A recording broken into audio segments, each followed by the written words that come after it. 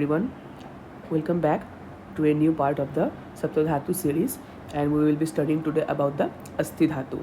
So first starting with the Vyutpatti. Let's get started with the verse. In Shabdakalpadrum we get the reference as Mangsa Abhyantaraste iti Vyakhyate Dhatu Bhede. I repeat again, it is given as Mangsa Abhyantaraste iti Khyate Dhatu Bhede. Now what does this mean? In the first word itself, when we do the Sandhi Vichhed, that is the Mangsa and Abhyantar. Now what does the term Abhyantar means? Abhyantar means something in Sanskrit. Abhyantar actually means inside. We always use the term which are anonymous with each other, that is the Bahya and Abhyantar, where Bahya means outside and Abhyantar means inside. So Mangsa Abhyantar Asthe, and Asthe is another word which is nothing but the Asthi Dhatu. Iti Khyate Dhatu Bhede.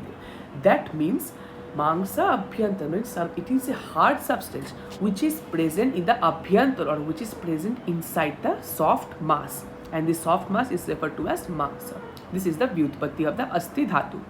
Next, coming to the Nirutti, we get the reference in Vachaspatyam which goes as follows. Abhyantar gatehe sarera tishtanti bhuruhaha asthi sares tatha deha dhriyante dehinam dhruvam. Again, if we closely look into the verse, firstly, Abhyantar gatehe again means it clearly indicates that it is inside.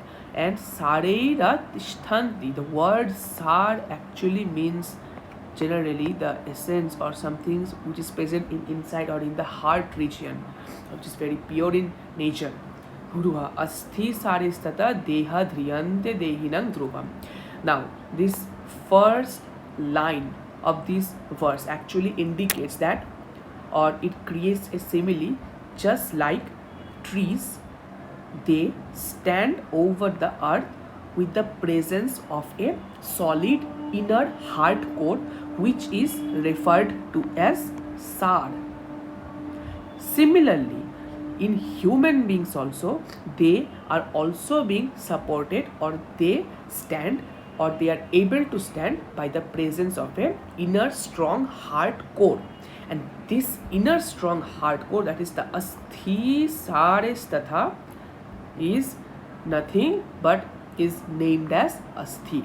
So in human beings, the Asthi is actually compared with the Sarangsha, or it is by help of this Asthi that human beings are able to stand, and it has been compared to that of the trees. Next, coming to the synonyms. The synonyms which are most commonly found, they are Haddam, Kinkas, Kulyam, Iti Pariyartha. There may be some other as well. Next, coming to the formation. Now this is very important and very interesting to understand. Let's look into this. Acharya Charak in Chikitsastan 15th chapter has mentioned that Prithivyagnya Anila Dinang Sanghatah Swashmana Kritah Kharatva Prakrutyasya Chayate Asthi Tato Nriram. Again, while looking closely into the verse, in the first word itself, we get the reference of three Mahabhut, that is the Prithvi Mahabhut. Agnya means the Agni Mahabhut, and Anila Adi means the Vat along with others. Sanghatah Swa Ushmana Kritam. Now let's come to the general rule. As of now, while we have studied the Rakta, Mamsa and Meda, we have always seen that one Dhatu always nourishes its subsequent Dhatu. Consequently, the Dhatu which comes before the Asthi Dhatu is the Med Dhatu. So as a result of which, definitely the Med Dhatu has Asthi Sarangsha, and also it has Asthi Dhatu Agni.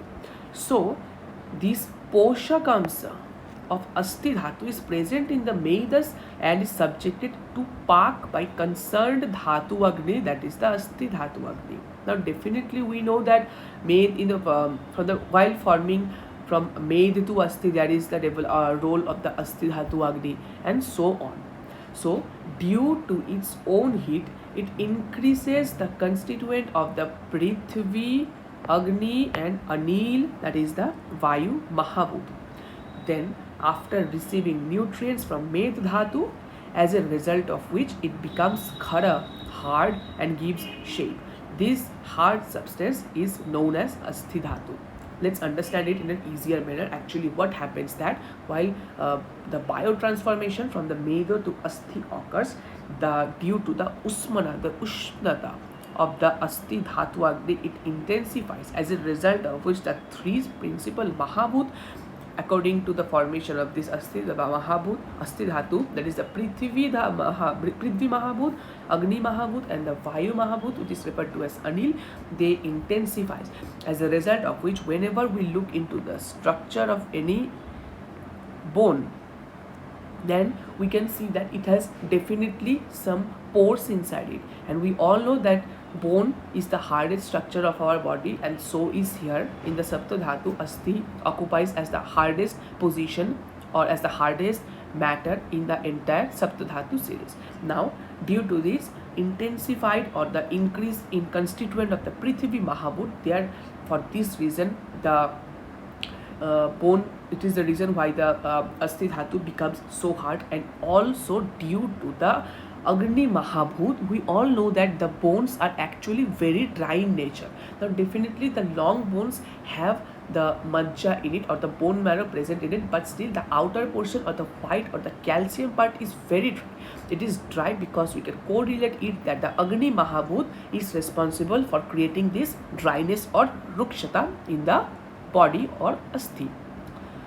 Then comes the Anila or Vat, which is the function.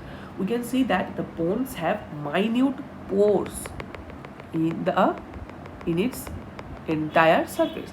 Now, what is this pores for? It is due to the fact that the Vayu Mahabhut is getting inside the Asthi Dhatu. Now, this actually, or we can understand simply that this pores is mainly due to the influence of the Vayu Mahabhut. Now, actually, the Asthi and the Vayu are very interestingly connected to each other. We will be studying this in the later part of the video. Next, coming to the functions. Again, Acharya Sushruta in Sharistan 5th chapter have mentioned like follows. It is a big slope, so let's try to understand it.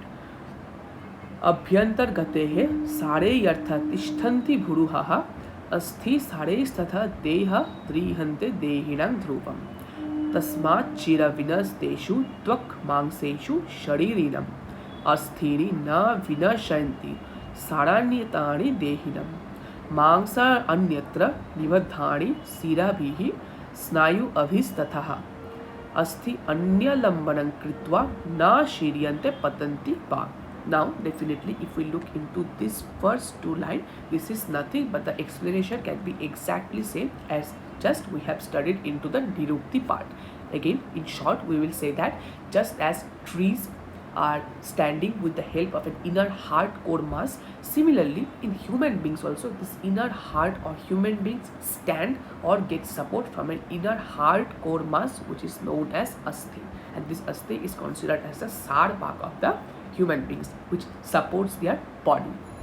Next, coming again to this two line, Tasmat Chira Vinasteshu. Here there will be a sandhi here, it will be Tasmat and Chira Vinasteshu. Tvak Mangseshu Sharirinam. Now, what does this mean? It means Tasmat Chira Vinasteshu. Just Tvak means skin, Mangsa means the muscle tissue, the Mangsa Dhatu, and Adi. Now, what actually happens is that we all know that bones are something which does not get easily decomposed or which is very extremely or hard or takes an infinite amount of time to decompose. So, Acharya Sushruta is trying to create a simile with that of the skin, muscle tissue or any other structures in our body, just like how quickly and very easily the other structures of our body gets destroyed. But however, these Asthi Dhatu or the bones will not get easily destroyed. Here, if we look into the other part of the verse, then Acharya Sushruta have actually thought it to be a step ahead, because he has already understood the qualities and the characteristics of Asthi Dhatu, and therefore he have understood that this Asthi Dhatu cannot be easily destroyed. So this is what has been mentioned in the next two lines. Then again coming to the last two line, that is the मांस अन्यत्र निबद्धानि शिराभिः स्नायु अभिस्ततः अस्थि अन्यलंबनं कृत्वा न शीर्यन्ते पतन्ति वा. What does this mean? It is saying that mangsa anyatra nibaddhani. Shira means actually the veins, snayu means the ligaments, and abhisthata and other structure. That means the Asthi Dhatu is providing support to the various structures of our body. Firstly, it can be bones, then it can be the vessels and other. And also what is important, that asthinya lambanam kritva na shiryante patanti ba. It means that it does not let them slip down their attachment. So it is indicating that they are very strongly connected to the Asthi Dhatu, and the Asthi Dhatu does not let them just fall downwards, or instead supports them. Next, again this verse is taken from Acharya Sushrut itself, is saying that asthini deha dharanam majjaha pushticham. It is very easy. From this verse itself, you can clearly understand that the function of asthi is deha dharan. We have been studying this deha dharan part in the entire functions in the nirukti part as well, that asthi does the deha dharan or provides support to the body. And majja pushtihi, again golden rule for this all the saptadhatu, that the saptadhatu, any of the dhatu will be providing nourishment to its subsequent dhatu, and Asthi Dhatu will be providing its nourishment then to its subsequent dhatu, that is the Majja Dhatu. That is why it is said as Majja Pushti, because Asthi Dhatu will be having the Majja Dhatu Agni at the Mancha Sarangsha Bhag in it, which will later help in the formation of the Majja Dhatu. Again, Vagbhat in Asthanga Hridaya Shutra Sthan have mentioned that again that common slope that we have been repeatedly studying in the entire past Saptadhatu part, that is the Prinanan Jivanam Lepa Sneha Dharana Srishta Karma Dhatu. That simple slope, or we can understand that this Dharan or Dharana, to support, to provide a form structure, is the main function of Asthi Dhatu. Asthi Dhatu. Next, coming to the Asthi Vaha Shrot. Now, Acharya Charak in Vimansthan 5th chapter have mentioned that Asthi Vahanan Shrotasam Meda Moolam Jhanganam Cha. Clearly it indicates that the mool or the origin of this Asthi Vaha Shrotas is Meda and Jhangan. Now, what does Jhangam mean? It actually means, firstly, we can see that the made here, the first mool is made. Here made is nothing but the previous dhatu or the made dhatu, and Jhangan means the pelvis region. So according to Charak, these two are the mool of Asthi Vaha Shrotas. Next, coming to Asthi Shailakshmi. Acharya Sushrut in Shutrasthan 15th chapter have mentioned that Asthi Kshaya, Asthi Sholam, Danta Nakha Bhango, Rakshyan Cha. Now, if you look into the Sandhi Vichcheda of this, firstly, Asthi Kshay, Asthi Sholam. This Asthi Sholam is an entire term. That means Shul actually means pain, and Asthi Shul means the pricking pain in the bones, the first thing. Next is Danta Nakha Bhango. That means there will be Bhanga means actually breaking, Danta means teeth, and Nak means nail. So it means that there will be breaking, cracking, or demineralization of the teeth, nails. Rakshan, it means there will be roughness in the body. Next, again Acharya Charak in Shutrasthan 17th chapter have mentioned that Kesh, Lom, Nakha, Sham, Shru, Dvija, Prapatanam Shamaha, Gayama, Astikshaya, Linga, Sandhi, Shauthilyam, Eva. Again, when we look into the first word itself, it has been mentioned that the Kesh, Lom, Nak, Sham, Shru, Dvija, Prapatanam. Patanam means the falling. That means there will be premature falling of the hairs, beard, the nails, and other structures of our body, whichever is the part of the Asthi Dhatu. Because The Kesh, Lom, they are all the Upadhatus of the Asthi Dhatu. Hence, they will also be affected in the Asthi Kshaya. Next, Shamaha, that means definitely there will be weakness.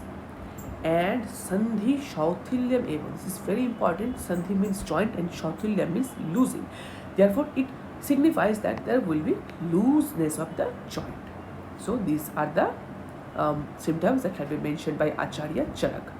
Next, Vagpat in Ashtanga Hridaya Sutra Sthan 11th chapter have mentioned that Asthya Anya Asthi Todaha Sadanang Danta Kesha Nakha Adishu. It is very simple that Asthya Anya Asthi Tod. Asthi Tod means there will be definitely pain, which we have just studied while studying that of Sushruts. Sadanang means there will be looseness in the body, and Danta Nakha Kesha Nak Adishu, that means there will be the falling of these teeth, hair, nails, etc., which have already been mentioned by Acharya Sushrut and Charak. Next, coming to the Asthi Vriddhi. Acharya Sushrut in Shutrasthan have said that Asthya Adhya Asti Anya Adhidantansha, whereas Vagpat in Ashtanga Hridaya Shutrasthan have mentioned that Asthya Adhya Astya Adhidantascha. If we look into both of these verses, they are saying the same exact thing, that is the Adhya Asti. Adhya Asti and Adhidanta means Adhidanta. So these two have been very commonly mentioned in both of the Acharya's opinion. The Adhya Asti means osteoma or hypertrophy of the bone. Definitely it is Asthi Vriddhi, that means there will be Vriddhi or increase of the Asthi Dhatu. So Adhya Asti means there will be the increase in the bone deposition or the mineralization. As a result of it, there will be hypertrophy of the bone or a condition such as osteoma. And Adhidanta means there will be formation of extra teeth. Lastly, if we look into the Asthi Sankhya, various scholars have given various opinion. Starting with Sushrut. According to Sushrut, the total number of Asthi is 300, while as to Charak it is 360 and Bhagbat it is 360 as well. If you look into the divisions, Acharya Sushrut, the shakhas or in the extremities there are 120, in the Madhya or coastal region that is 117, and in the Jatru or Urdhva or above the clavicle that is 63 bones. And so similarly goes with Charak, that is in Shakha, he have mentioned 128, in Madhya or Costa 140, and in Jatru or Urdhva it has been mentioned as 92. And Vagpat has mentioned as 140 bones in Shakha region, 120 in Madhya or Costa region, and in Jatru or Urdhva, Udhanga part, he have been mentioned 100 bones. However, in modern, we study that there are 206 bones in our body, and the Sushrut ones actually is more closer to this number. Now, some of you might ask that Sushrut have said 300 bones. So, does mean that is Sushruta wrong? No. Actually, during that time, the ligament, the teeth were considered as bones as well. So, they included this count in their number, as a result of which, including various structure, the number went up to 300. But in Ayurvedic point of view, or in this Ayurvedic literature, still we follow this 300 Asthi, because in our treatment point of view, whatever have Sushruta mentioned, while keeping in mind as the teeth or other structure as Asthi, holds true.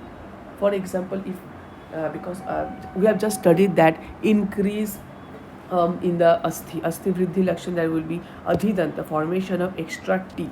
So that actually happens. So it actually differs on the perspective or point of view. So neither the modern medicine is wrong, neither Sushruta and others were wrong. Both of them are correct in their own opinion and in their own perspective or field of medicine. And so thus we have completed the Asthi Dhatu in detail. We have completed the Vyutpatti, Nirutti, synonyms, formation, functions, and Asthi Shota, Shai, Vriddhi, Lakshan. So, thank you.